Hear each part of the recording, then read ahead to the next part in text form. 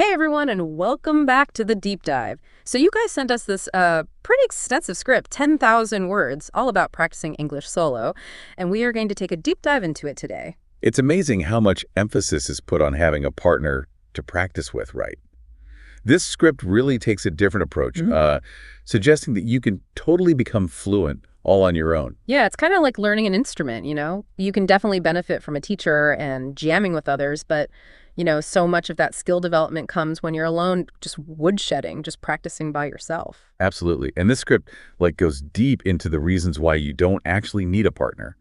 It emphasizes that speaking is just one part of fluency.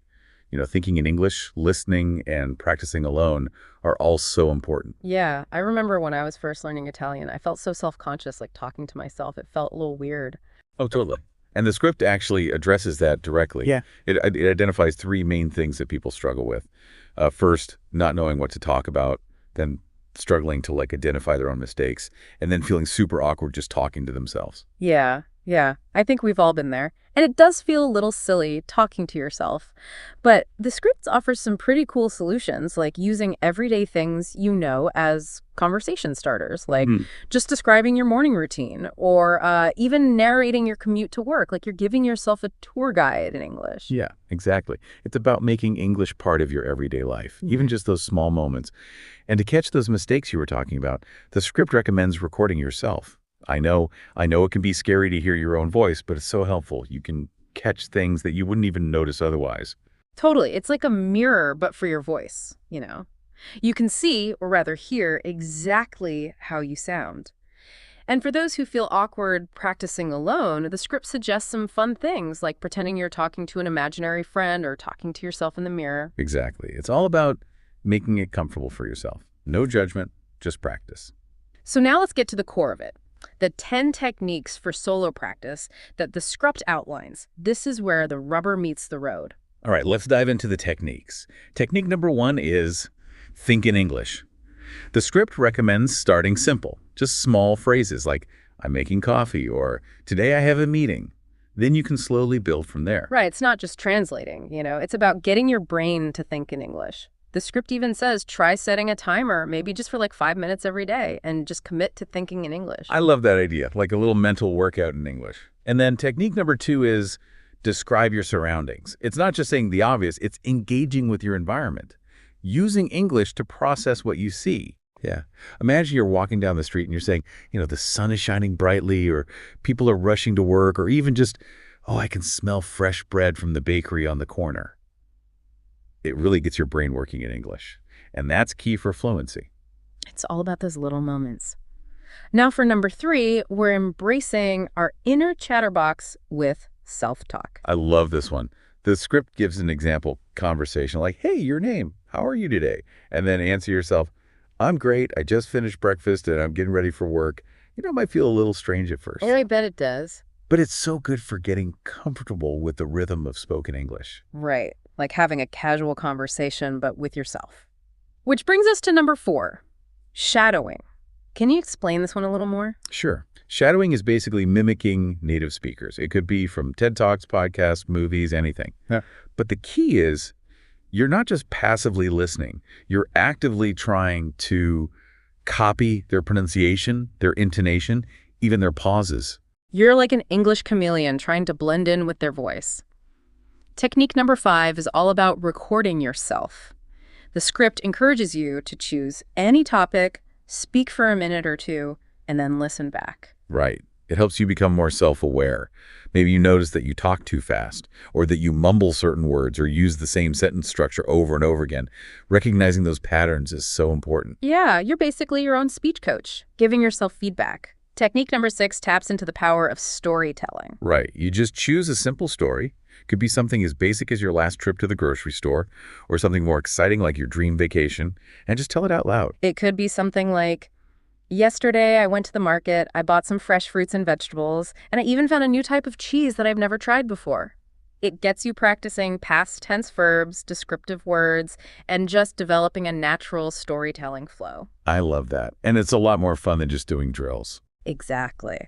Okay, and technique number 7 is all about asking and answering questions. Basically, having a conversation with yourself. You got it. The script uses the example question, what is your dream job? Mhm. And then you could answer, I want to be a travel vlogger because I love exploring new places. Just practicing making questions and giving thoughtful answers. And it all happens in English. Technique number 8 is a classic. Read aloud. A classic for a reason. The script suggests reading anything from a news article to your favorite book passage. You can even choose a really good story and read it dramatically, like you're performing it. I love that idea. And number 9 is something new, using AI tools like ChatGPT or Google Assistant. It is. This is super interesting. Imagine you say, hey, Google, tell me about the history of the Eiffel Tower. And then you can respond to its explanation. Oh, wow. I love that idea. Okay, so lastly, we've got technique number 10, which brings us face to face with ourselves, literally. Time for some mirror practice. It might sound strange, but standing in front of a mirror and talking to your reflection can be super helpful for confidence. And you can work on your nonverbal communication too. You can see your facial expressions, your gestures, your body language as you speak. It's like having your own personal director coaching you on stage presence. Exactly. It really helps you become more aware of how you present yourself, which is just as important as the words themselves. So now let's look at how to put all of these techniques into action. The script actually suggests a 7-day challenge, kind of like a structured plan for solo practice.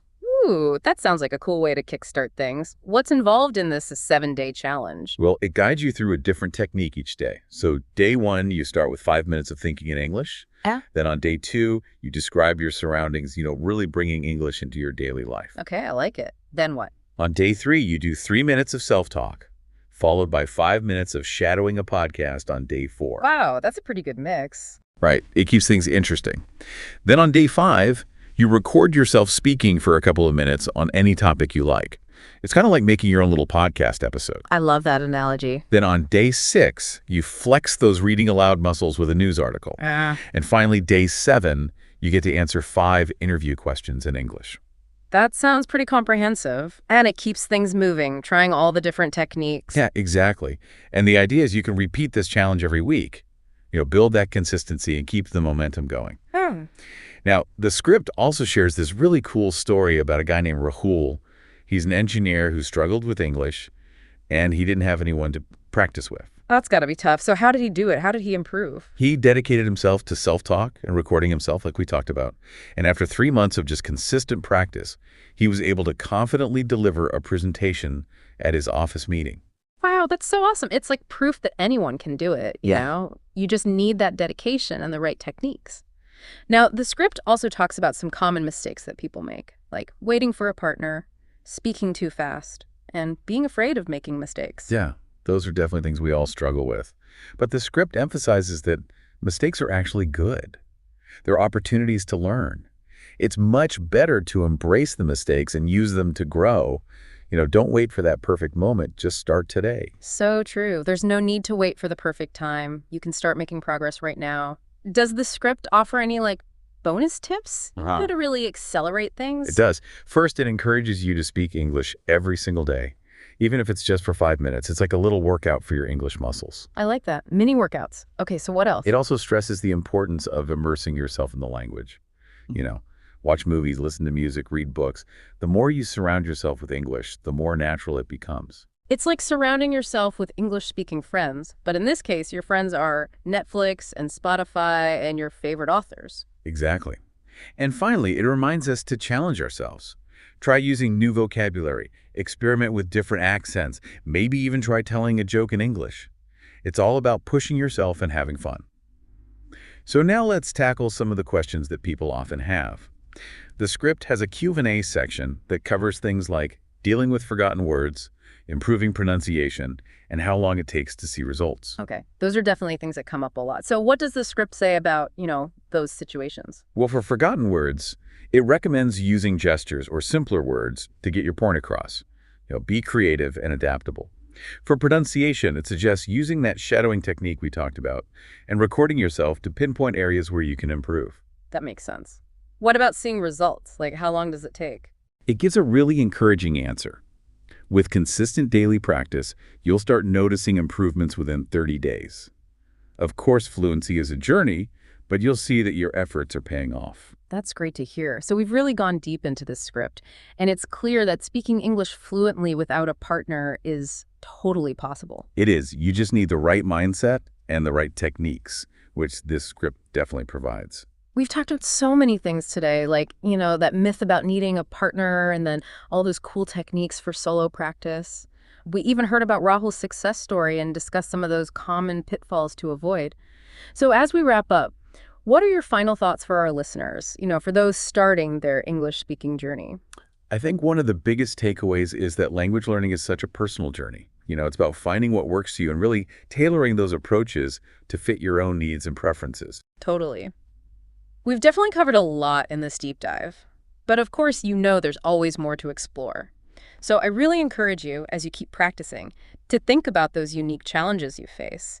And don't be afraid to adapt these techniques to fit your own learning style. What works for someone else might not work for you. Okay. It's all about figuring out what clicks. Yeah, that's such a good point. Language learning isn't one size fits all at all. You got to find what motivates you and what keeps you, engaged and coming back for more. Yeah, it's got to be fun, right? Exactly. And while we've focused on solo practice here, remember that connecting with other learners can be so valuable. I think it's really helpful to have that sense of community and support.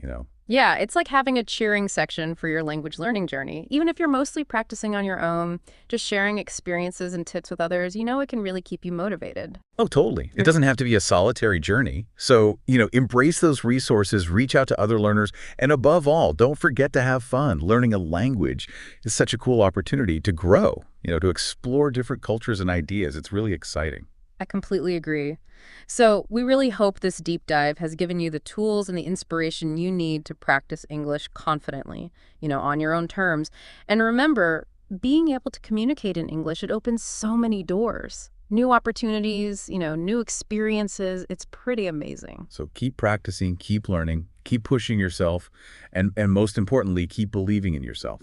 I love that. We are so excited for you to continue this journey. And hey, who knows, maybe someday you'll be sharing your own success story and inspiring others to start their own language learning adventure. That would be awesome. Until then, happy learning, everyone.